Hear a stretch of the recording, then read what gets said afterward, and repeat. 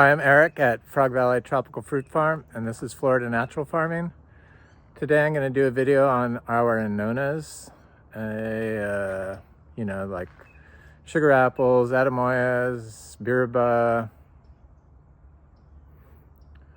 custard apples, soursop, Annona cariaceae, maranahu, the ultra orange one, and probably some others like, ilama. Stuff I can't think of offhand, but I think that's mostly what we grow. Anyway, we got our terrazzo floors redone. They look great. Very happy about that. I talked about it in my last video. I thought I would show it. My friend Gemma is in Sarasota. She's a biodynamic person. She is into roses. I like roses. This is a noisette. I thought it was a tea, but I guess it's classified as a noisette. Crepuscule, it's a big climbing rose. But I need to get some roses up at Ups and Downs Farm because I really love them. I have another one in here, but it's a climbing rose it's right there. So I've had this chronic shoulder pain in both shoulders. I am not sure what it was from, the cold weather up there or what, but it was just nagging inflammation in my shoulders, always hurting. And I know that the heliconias, they developed pain medicines from their leaves. And so I'm like, I'm going to make a tea of different leaves we have here, like citron and achochiro and heliconia leaf and ginger and different plants that I've made teas from before, and I drank it and I don't have any shoulder pain. Oh, it's the first time in ages, like a few months, which is nice. So I really need to stay up on my teas. But here we are in front of these two Rollinia deliciosa, Annona deliciosa, I guess is what they are. And we've been getting fruit off this tree that didn't get toppled from the Hurricane Milton. One of them got toppled, and I had to, not toppled, but tilted, so I cut it way back, which is good because they obviously can get quite tall. But this tree has been producing some fruit. There's one fruit on there. I missed one of them, but I ate one of them. Very good, delicious fruit. This is all dry farmed. I wasn't sure if it was possible to get fruit from them dry farming, but yes, it is. You have to really load up on the compost piles around them.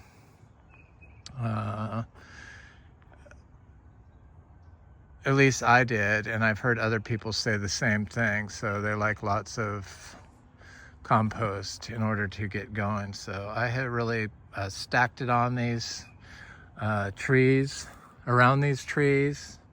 You know, my daily compost I used to do with the zebu manure and the grass hay and urine in the hay, and they have been rewarding me with fruit. They seem to flower year round, so I imagine you can get fruit year round. I got fruit last month from the one. I should have did a video of it, but I didn't. I opened it up and it was delicious. Me and my partner ate it.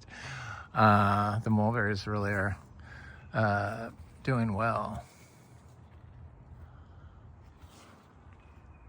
So I've been going over money-making schemes, you know, because who knows what's going to happen with the economy and with the price of food and plants, ultra expensive. I just, you know, we have this, and people don't seem to be able to see what can profit that they could make off this. Young people, you know, that are interested in buying this, but there's all kinds of options for money-making schemes here, and the sugar apples and the Annonas is one that I'm sure you could make about probably more than 20,000 a year on seeds and plants and scion from all the different Annonas we have here, because we do have more than 100 producing trees of various Annona trees, and they produce a lot of fruit. So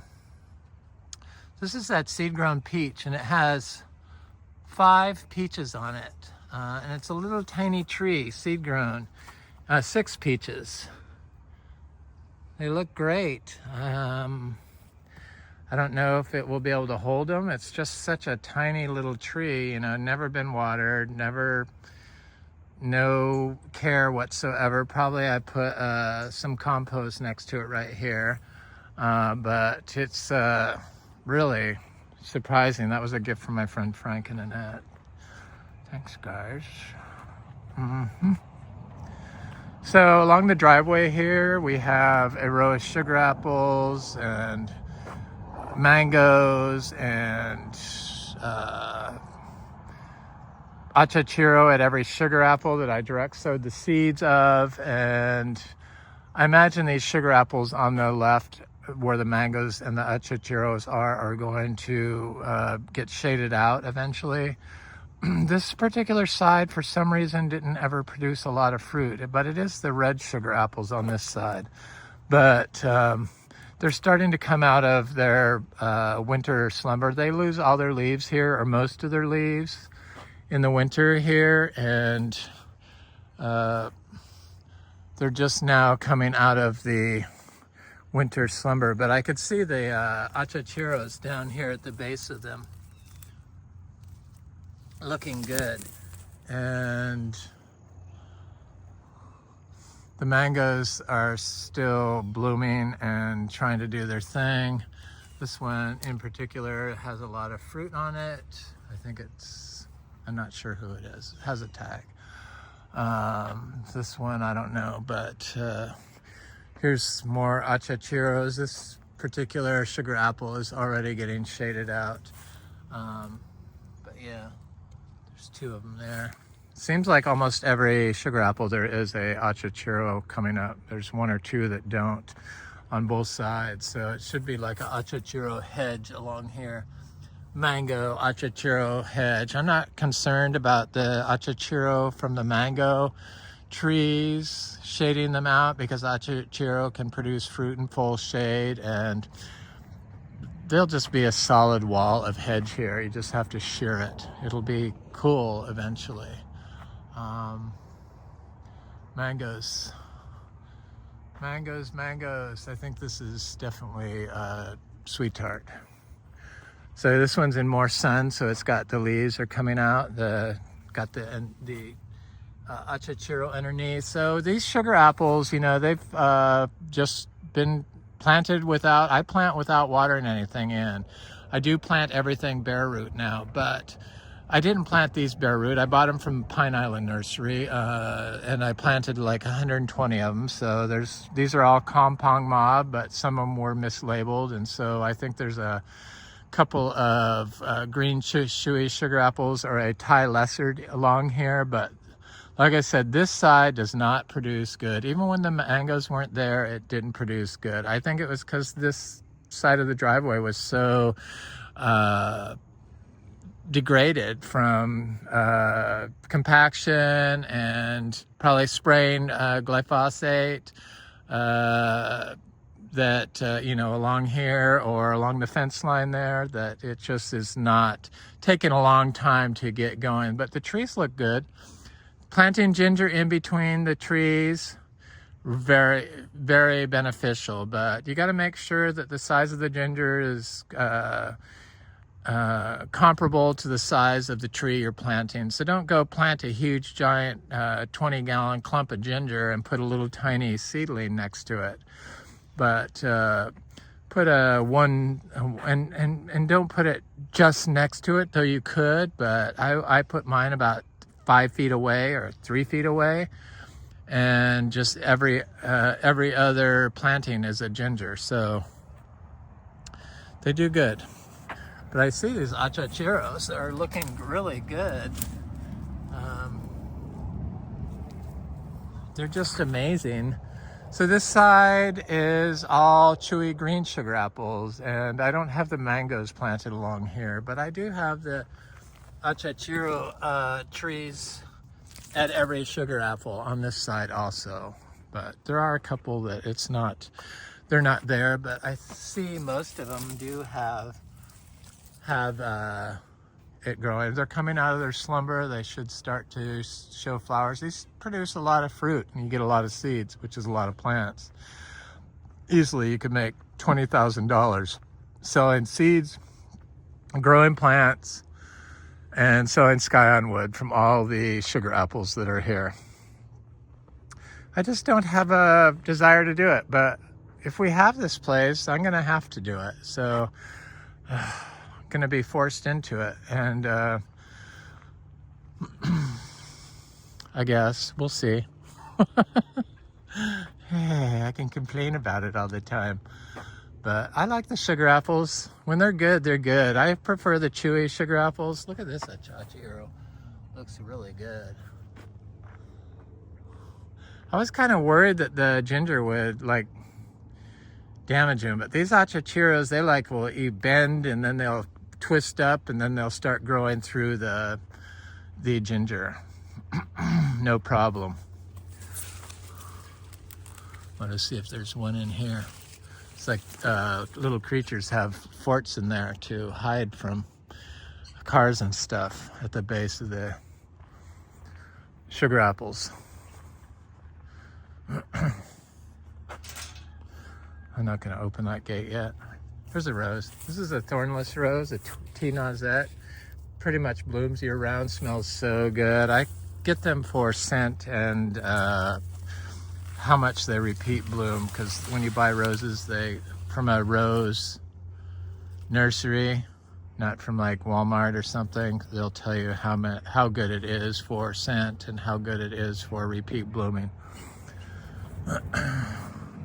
So also along the road, I planted a row of sugar apples, and there's also some llamas up there. They're mostly not compost. They're mostly chewy green sugar apples. We also grow chewy red sugar apple and Kampong Mauve, which I mentioned. And there's a couple of Thai Lessard, which I'm not crazy about the non-chewy sugar apples, but I'll eat them when they're good. My partner really loves sugar apples. I like them. I like them when I'm walking around out here and I find a ripe one, and I have to find a way in here. Also along here we have some Atemoya seedlings, mostly Priestley Atemoya seedlings. I like Priestley a lot.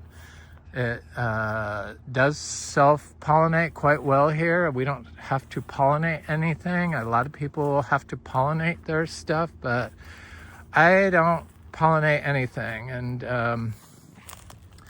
that Atemoya hasn't produced yet, but they produce fruit. And here's a cashew tree that's looking good. So the sugar apples are Annona squamosa, and this is a Atemoya. The Atemoyas don't seem to lose their leaves like the sugar apples. They do lose a lot of them, so this is kind of like the end of winter leaves before it sends out new foliage. It's a good looking Atemoya tree. It's a Geffner Atemoya tree, and it's finally getting big enough. We should start getting quite a bit of fruit from this tree, I would think. And I don't have anything that's going to shade it out here, but I do have some bananas. I believe bananas really help trees. Just provide a little bit of shade. They hold a lot of moisture. They store nutrients because there's so much water in them, so that they could store a lot of nutrients in the water. The biology stores the nutrients. They're 90% biology. So they're a lot of water with a lot of nutrients. So they're super nitrogen hoarders. That's how they grow fast. They keep amino acid nitrogen from animal manures and biology inside their tissue, because plants prefer to absorb nitrogen in the form of amino acids. So They're just super accumulators, and they help keep the system regulated during times of abiotic stress due to their high potassium content and the amount of water and nutrients that they hold.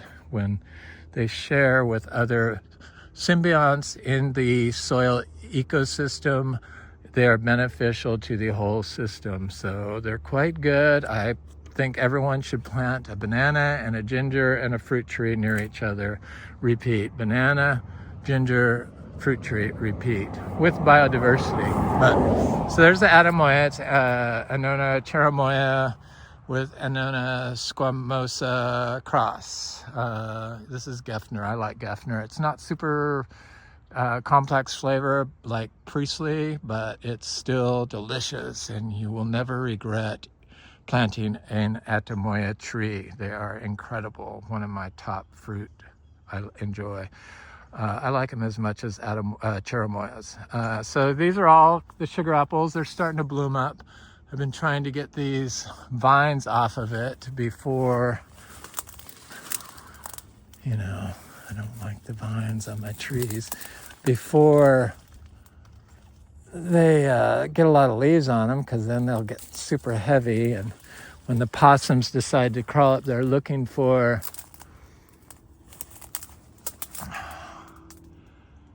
fruit, they won't break the branches as easily. I'm going to take a hedge trimmer through here and hack a trail. I meant to do it yesterday, I forgot, but I'm going to do it after this video. There's some sugar apples here, and there's random sugar apples and Atemoyas planted through here, but there's the old sugar apple there. They're good. Their trees are quite big, you know, they're 9 years old. This was the first row I planted, and I planted a ginger after they've been in the ground for a little while. We planted them and did not water them direct from the nursery with the pot, the soil from the nursery. I realize now that if I had removed the soil, it probably would have been better, but they all seem to survive along here with the ginger. Here's a broken branch from the possum. I'm gonna trim that. But the possums, you know, they just break a few branches and they don't destroy the tree. Here's a Annona reticulata, a custard apple, they call that here in the States. A lot of people call sugar apples custard apples, or Atemoyas custard apples, but this is Annona reticulata. It's what they make to make the cherylata from. It's one of the parents of that. I find them to be okay. They're not super flavorful. They're not super sweet like Atemoya, but they're definitely worth growing and using to cross. But if you don't like super sweet fruit, a lot of the Annonas are sweet, so Annona reticulata would be a good choice.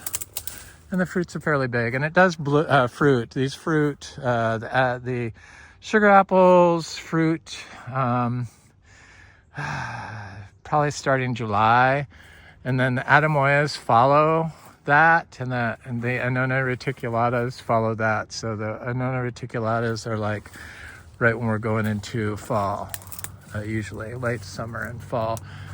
The Atemoyas can be late summer too, but the sugar apples are a little earlier. So here's a Lisa Atemoya. I didn't even buy a Lisa. It was a plant that was a mistake, but I'm glad I got it because it's really good. I used to not like Lisa because it was a poor producer, but this particular tree is an excellent producer. It's got very sprawling habit though. So it's just like, see how it's almost weeping? I've had a Lisa before, it wasn't like that, but I don't care. It keeps the fruit low, probably because the fruit was on it and weighted the branches down, maybe. I don't know. Maybe I'm not sure why it's doing that, but I'm okay with it. Hasn't started leafing out yet, but it will. Oh, I forgot to look at this Annona. Yeah, it's right there. This Annona, yeah, see, I walked right by it, sorry. There's the Annona reticulata. We have some Annona macrophylla. No, it's phyllata. Annona macrophyllata, the Alama. It used to be Annona diversifolia. I like the diversifolia better. There's too many plants with macrophyllata, you know, and the diversifolia really described it well because the foliage has like different shapes to it than just consistent shape of most Annona leaves. See, this one has but then it does get the leaves start off round almost. But this is a Elama and it's getting quite large. I think I see it starting to bud out. It's a big tree. It should do good. We got a llama, and I'm gonna look for it. Bicolor. Around here somewhere, and then there's just some smaller elamas, or a smaller elama, and I think another elama somewhere, but I don't know. Hasn't fruited for us yet. Neither has the Annona reticulata, but this is seed grown. It's finally getting of size, so it should start to be a fruiting size. This is the Atemoya. These are the sugar apples. They're pretty. They're not overly big trees.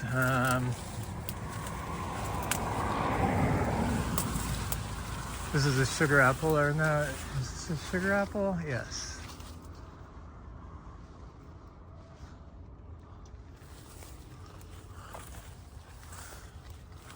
Possum's got that branch there, but way up at the top.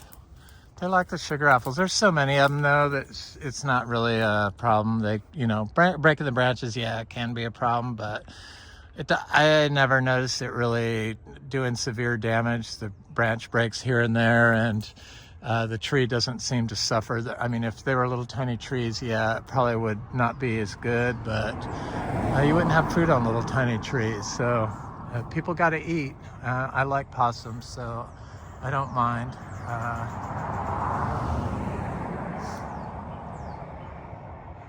Lots of nice bananas. I've been noticing mulberry cuttings that I did. That's another thing. All the cuttings that you could charge for, like and sugar cane. So sugar cane, mulberries, hog plums, June plums, cassava. There's a large amount of trees, and I've been replicating them everywhere. So there will be even more. Look at this cashews.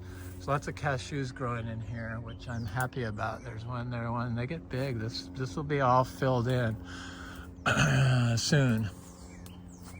So that's another money-making scheme that people could make a lot of money on. I just filled up the whole back of our pickup with cassava because I'm going to go up there and put them all throughout the forest. I figured that will be good for compaction. Here's one here I should take, but I'm not. Cassava. Oh, there's a little cashew there. There's one there. There's a lot of them. So anyway, yeah, I'm going to come in here and get this cassava and hack this trail so that I can walk through here to harvest fruit easier. This ginger, just for some reason, I left this one. I didn't put one here. I wanted to have an exit I could get through there. I don't know why I didn't put one here, but I put one here. So here's a red, chewy red sugar apple. Looking good. It's coming out of its slumber. This sugar apple is just now waking up. I only see two little leaves on it that are green. Very healthy trees, very, low maintenance. I have never pruned them. This one's waking up. They just are good. You have to bring a little short ladder out here to harvest them, but It's not a problem. And if you fall, the ground is soft now. It's not hard like it was when we moved here. It's cushiony. So I've fallen down multiple times. I did yesterday. Pulling stuff up and, you know, being dumb. Not a lot, but periodically I do. So falling on this ground is like not a problem, thankfully. I'm a senior citizen.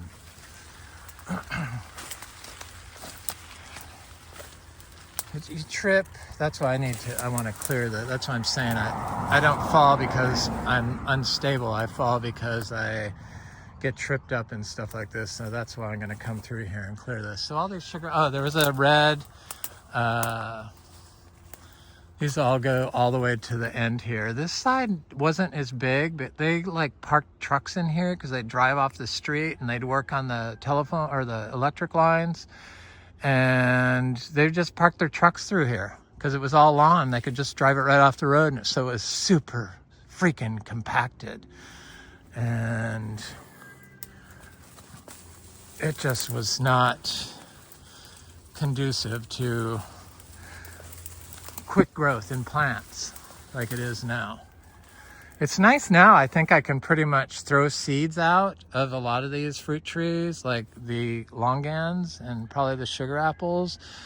And the seeds actually a lot of times will germinate, especially the longans, I've noticed. They're pretty much everywhere now. Little tiny 20-inch trees. I like longans. Here's one here too. It's got lots of flowers. All of our longans are blooming. Sri Shampoo is blooming for the first time here this year. That's good. Seeds, seeds, seeds. You can make fortunes selling random seeds of stuff here. That's another $20,000. I'm sure.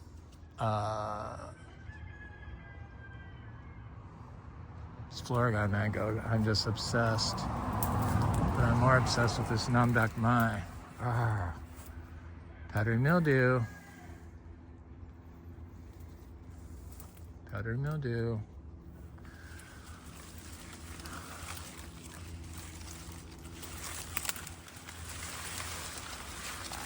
Looks good. Some of the trees look great for mangoes. A lot of them don't. But there's always plenty of mangoes here. That's another thing where you can make a lot of money selling mangoes and plants. And you could easily make 20 grand selling the seeds. You start the polyembryonic seeds that are started correctly here. Sky and wood from the mangoes and fruit. 270 grafted trees, and the polyembryonic seeds started correctly from here are guaranteed to thrive in a natural farm system.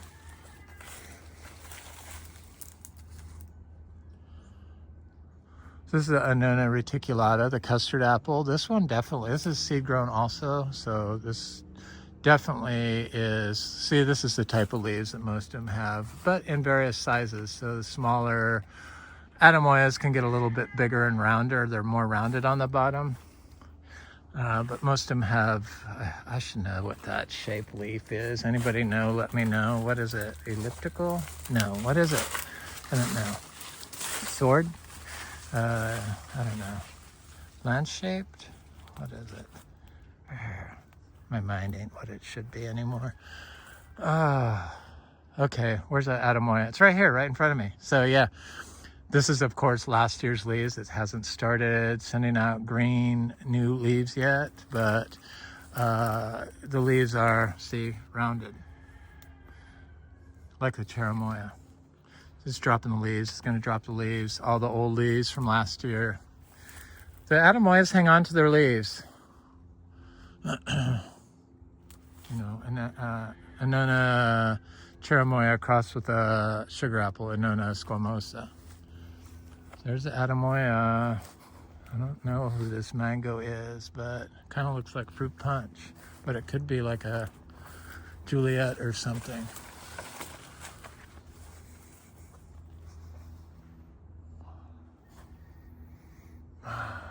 Mango smells so good.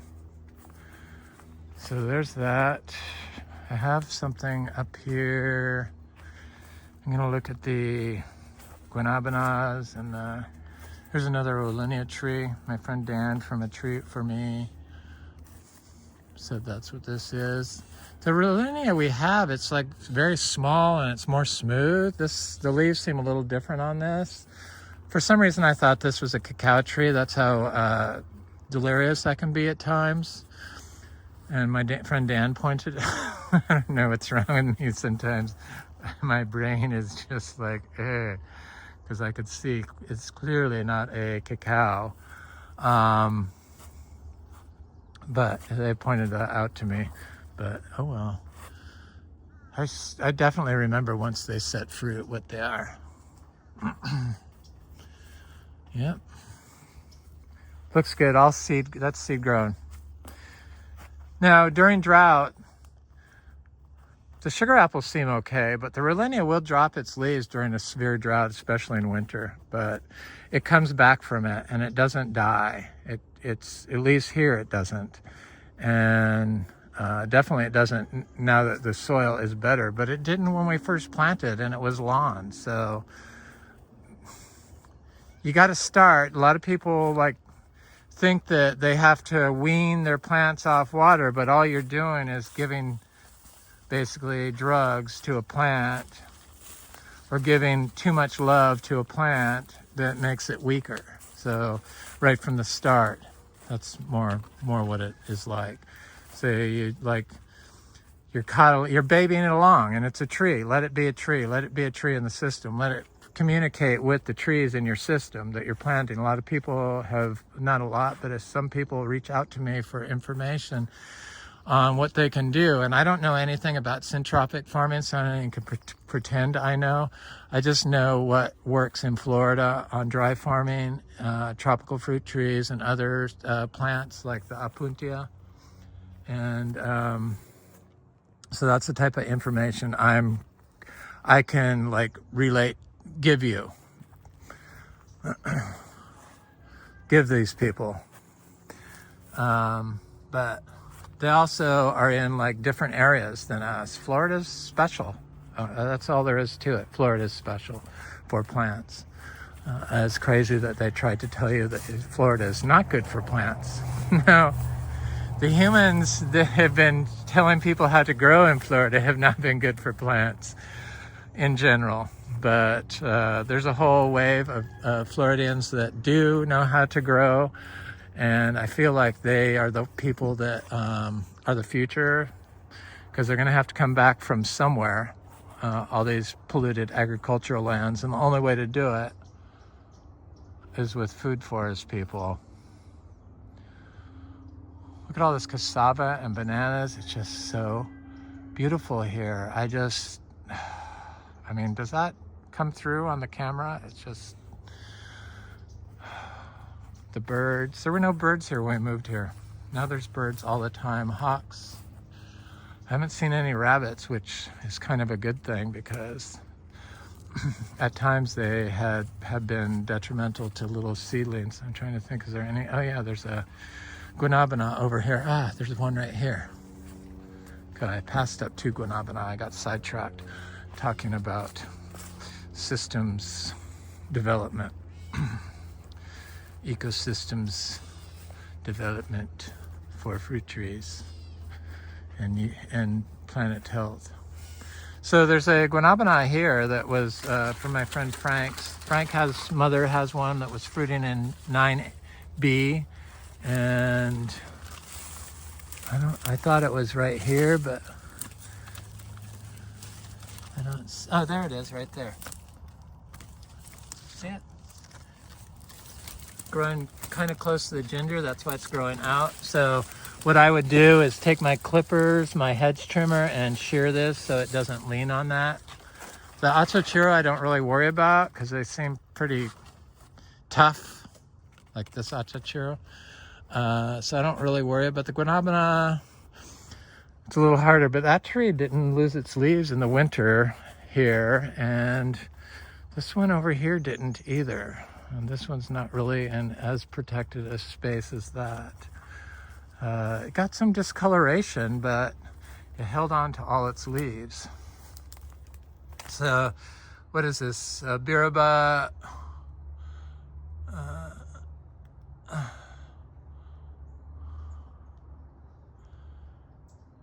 Annona muricata, is that it? Oh. Excuse my ignorance. But yeah, look at it. It looks really good. Got discoloration on the leaves. I think the Annonas of all the fruit trees we have are the most cold sensitive. I won't grow bread nut. It's just can't do it. And so I imagine breadfruit's the same way. But all the other so-called ultra tropicals like petali and meringue and durian and mangosteen, they can handle the cold, unlike Guanabana. So they don't show any cold stress. But the Guanabana does, but this particular one doesn't. I mean, it shows some cold stress, but it doesn't drop their leaves. Miami Guanabana, this is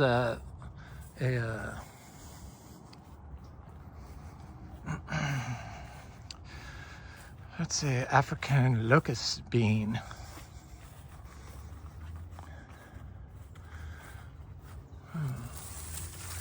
The Garcinias definitely, you could make $20,000 selling seeds, fruit, scion, and plants from here.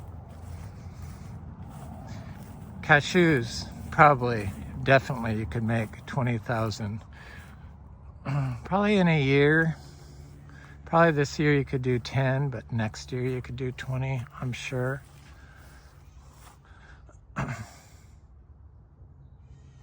Plants, fruit, seeds, nut, scion for the cashew. Okay, don't look at the mangoes, Eric. Sorry. So I have to focus. I need a little LED glasses that say, talk about anonas, Eric. This one looks great. You would never know. It just succumbed to losing almost all of its leaves. Those are all brand new leaves. The last tiny one I showed you, those weren't new leaves. Those were last year's leaves. These are all this year's leaves. So I should probably get some leaves of this. I'm going to bring some leaves up to Ups and Downs Farm and dehydrate them. Yep.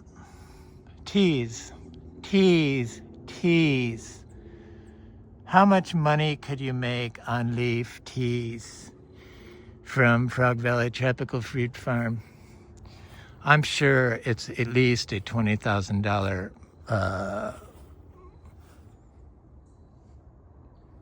you could probably make all your living off doing teas, leaf teas, I would think. Dehydrating them, processing them, selling different species in packets, totally. And I like the dehydrated leaves better than the freeze-dried leaves.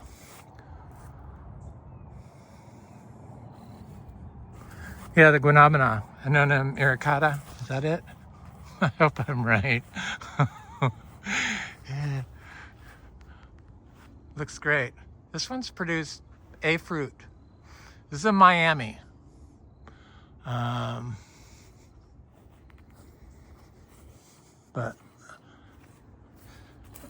dry farmed.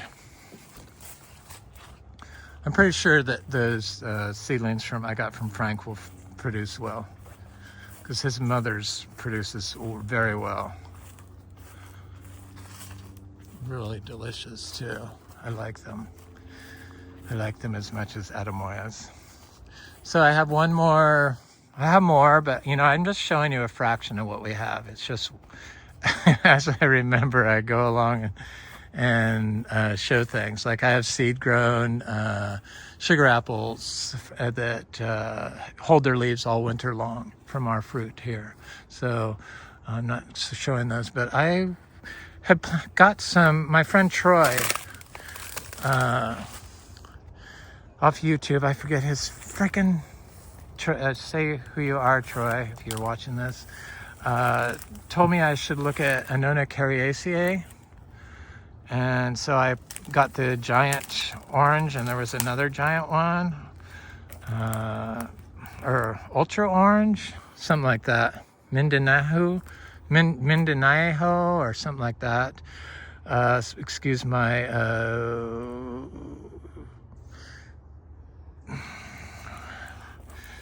description of that word. Or my pronunciation, that's it. But so he told me I should get Annona cariaceae, and I looked at it and I'm like, yeah, he's totally right. That's something I wanted. And it's in a transitional zone. From the transitional zone, it's evergreen, which I liked, and it has big fruit and it's super sweet. It's like the marsh. This is maybe a subspecies or a different species of that, they said, possibly, but supposed to be really good, and it looks good. And I saw pictures of the trees, and they're beautiful, and they grow in transitional areas between the Cerrado and the Amazon forest. And so I planted this one. I couldn't find it. I was looking for them, and I came across, I was collecting cassava to bring up to Ups and Downs Farm. So I was over here and I was walking through. Here's an achachuro tree, and I saw it. So I'm like, oh my God, thank you for turning me on to this Annona cariaceae from transitional area of the Cerrado Amazon forest region of Brazil. This is I think this is a blood orange. Look at all the flowers. This is the second year it bloomed. Anyway, that's it, guys. That was my Annona video for 2025. It's March 2nd. Sounds like a good day. I'm at Frog Valley Tropical Fruit Farm, loving it. Have an excellent day. Thanks for watching. Please like, share, and subscribe. And grow healthy food and take care of your ecosystem. Have an excellent day.